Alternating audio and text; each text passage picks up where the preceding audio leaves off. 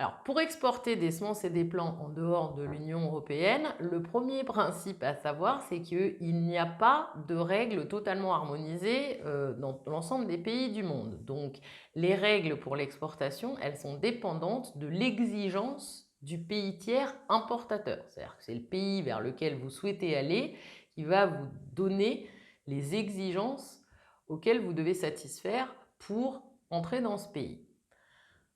Bien que ce principe soit un principe commun, il y a quand même deux séries de règles sur lesquelles il y a un certain nombre d'États qui se sont mis d'accord. Au niveau international, vous avez les règles autour de la Convention internationale de la protection des végétaux où la plupart des pays du monde se sont mis d'accord pour des règles minimales de commercialisation de l'ensemble des végétaux et les qualités sanitaires qu'ils doivent atteindre.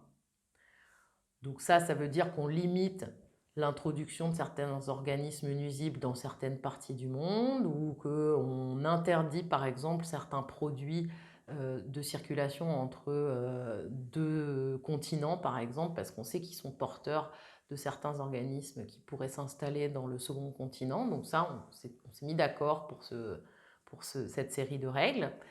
Et il y a une deuxième série, c'est qu'au niveau commerce international, les semences sont à commercialisation libre, sauf qu'il y a un certain nombre d'États membres qui se sont mis d'accord pour se donner des normes minimales de qualité, qui sont membres des schémas semences de l'OCDE.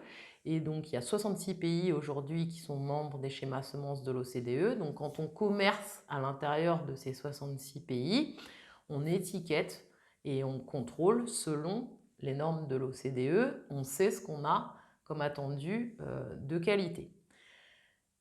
Comme il n'y a pas de règles spécialement définies pour les semences et les plants, en dehors des schémas de l'OCDE, généralement, ce que la plupart des pays importateurs demandent, c'est un minimum sur la qualité des semences introduites, un minimum sur la capacité à germer et un minimum sur la variété qui est dans le sac. Pour cela, la plupart des pays s'appuient sur les normes techniques d'analyse qui ont été mises en place par l'ISTA et donc la plupart des pays demandent à minima une analyse conforme aux règles et normes de l'ISTA.